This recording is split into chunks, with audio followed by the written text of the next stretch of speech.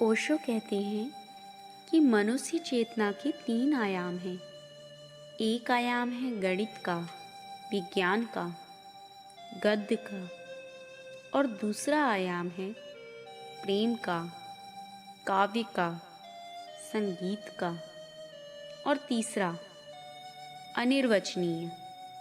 ना उसे गद्य में कहा जा सकता, ना पद्य में।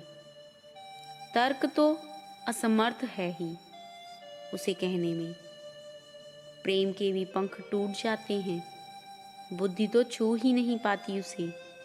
हृदय भी पहुँचते पहुँचते रह जाता है। जिसे अनिर्वचनीय का बोध हो वह क्या करे, कैसे कहे, अकथ्य को कैसे कथन बनाए। जो निकटतम संभावना है वह है कि गाए, नाचे, गुनगुनाए, एक तारा बजाए, कि ढोलक पर थाप दे, कि पैरों में घुंघरू बांधे, कि बांसुरी पर अनिर्वचनीय को उठाने की असफल चेष्टा करें। इसीलिए संतों ने गीतों में अभिव्यक्ति की है कि नहीं वे कवि थे, बल्कि इसीलिए कि कविता करीब मालूम पड़ती है। शायद जो गद्य में ना कहा जा सके, पद्य में ना झलक आए, जो व्याकरण में ना बंधता हो, वह शायद संगीत में थोड़ा आभास दे जाए। इसे स्मरण रखना। संतों को कवि ही समझ लिया तो भूल हो जाएगी। संतों ने काव्य में कुछ कहा है जो काव्य के भी अतीत हैं, जिसे कहा ही नहीं जा सकता। निश्चित ही गद्य की बजाय पद्य को संतों ने चुना, क्योंकि गद्य भी और दूर पड़ जाता है, गणित और भी दूर पड़ जाता है। काव्य चुना क्योंकि काव्य मध्य में है।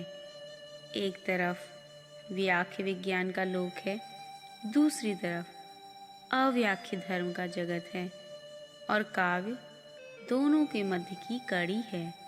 शायद इस मध्य की कड़ी से किसी के हृदय की वीणा बज उठे। इसीलिए तो संतों ने गीत गाए। गीत गाने के लिए नहीं गाए, तुम्हारे भीतर सोए गीत को जगाने के लिए गाए। उनकी भाषा पर मत जाना, उनके भाव पर जाना। भाषा तो उनकी अटपटी होगी। और यह भी जरूरी नहीं कि सभी संत पढ़े लिखे थे।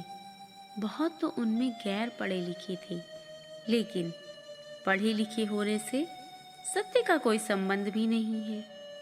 गैर पढ़े लिखे होने से कोई बाधा भी नहीं है। परमात्मा दोनों को समान रूप से उपलब्ध है। सच तो यह है कि पढ़े लिखे को शायद थोड़ी बाधा हो, उसका पढ़ा लिखापन ही अवरोध बन जाए।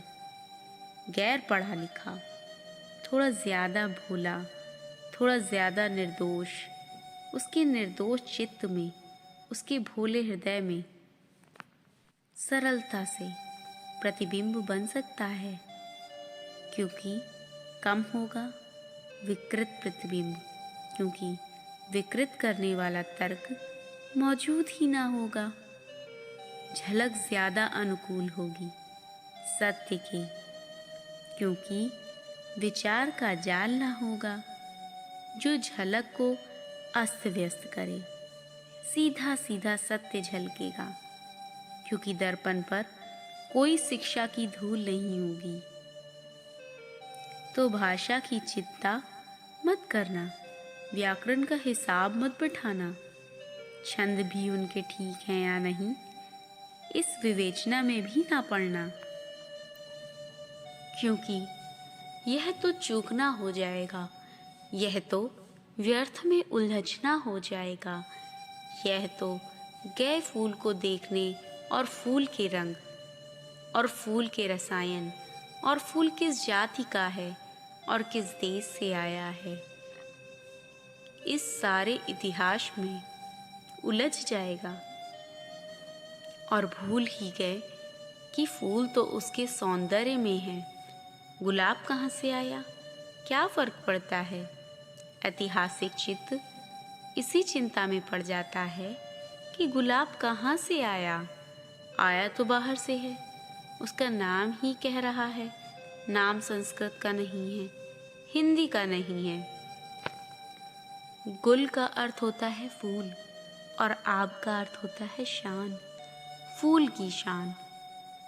आया तो ईरान से है, बहुत लंबी यात्रा की है, लेकिन यह भी पता हो कि ईरान से आया है गुलाब, तो गुलाब के सौंदर्य का थोड़े ही इससे कोई अनुभव होगा।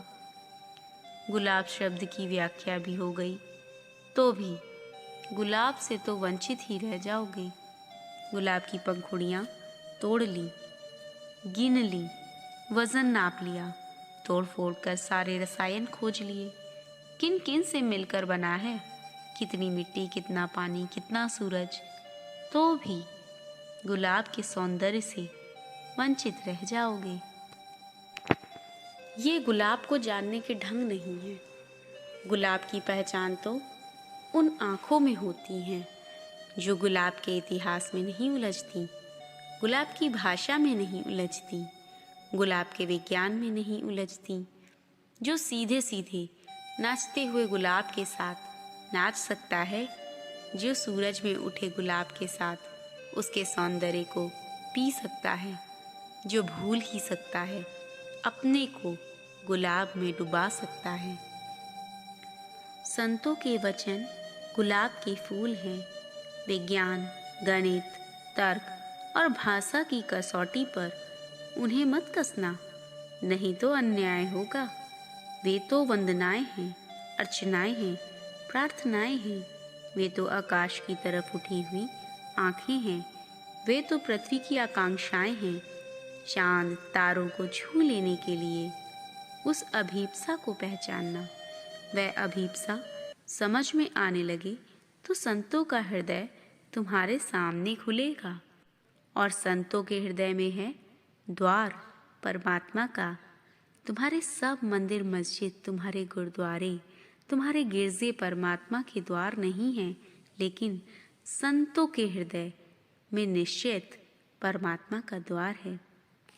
जीसस के हृदय को समझो तो द्वार मिल जाएगा, चर्च में नहीं। मोहम्मद के प्राणों को पहचान लो तो द्वार मिल जाएगा, मस्जिद में नहीं। ऐसे ही एक अद्भुत संत दरिया के वचनों में हम आज उतरते हैं। फूलों की तरह लेना संभाल कर, नाजुक बात है, ख्याल रखना। फूलों को सोना जिस पत्थर पर कसते हैं उस पर नहीं कसा जाता है। फूलों को सोने के कसने की कसौटी पर कस कस कर मत देखना, नहीं तो सभी फूल गलत हो जाएंगे। एक बाउल फकीर से एक बड़े शास्त्रज्ञ पंडित ने पूछा कि प्रेम प्रेम प्रेम निरंतर प्रेम का जप किए जाते हो, यह प्रेम है क्या? मैं भी तो समझूं। इस प्रेम का किस शास्त्र में उल्लेख है, किन वेदों का समर्थन है? वह बाउल फकीर हंसने लगा, उसका एक तारा बजने लगा, खड़े होकर वह नाचने लगा। पंडित ने कहा, नाचने से क्या होगा और एक तार बजाने से क्या होगा? व्याख्या होनी चाहिए प्रेम की और शास्त्रों का समर्थन होना चाहिए। कहते हैं कि प्रेम परमात्मा का द्वार है, मगर कहाँ लिखा है? और नाचो मत, बोलो एक तारा बंद करो, बैठो, तुम मुझे धोखे में ना डाल सकोगे।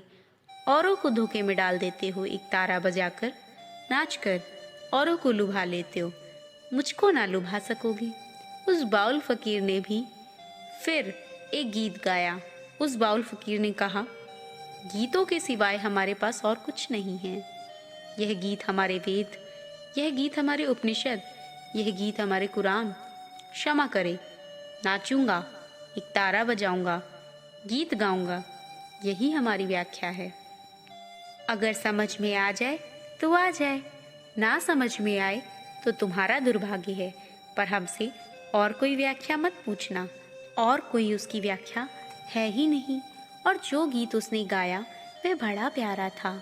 गीत का अर्थ था, एक बार एक सुनार एक माली के पास आया और कहा कि तेरे फूलों की बड़ी प्रशंसा सुनी है, तो मैं आज कसने आया हूँ कि फूल सच्चे हैं, असली हैं या फिर नकली हैं। मैं अपने सोने के कसने के पत्थर को लेकर आया हूँ। और वह सुनार उस गरीब माली के गुलाब को पत्थर पर कस कस कर फेंकने लगा कि सब झूठे हैं, कोई सच्चे नहीं हैं। उस बाउल फकीर ने कहा, जो उस गरीब माली के प्राणों पर गुजरी, वह तुम्हें देखकर मेरे प्राणों पर गुजर रही है। तुम प्रेम की व्याख्या पूछते हो और मैं प्रेम नाच रहा हूँ। अंधे हो तुम प्रेम के लिए शास्त्रीय समर्थन पूछते हो और मैं प्रेम को संगीत दे रहा हूँ। बहरे हो तुम, मगर अधिक लोग अंधे हैं, अधिक लोग बहरे हैं। दरिया के साथ अन्याय मत करना, यह मेरी पहली प्रार्थना। यह सीधे साधे शब्द हैं पर बड़े गहरे हैं। जितने सीधे हैं उतने ही सच्चे।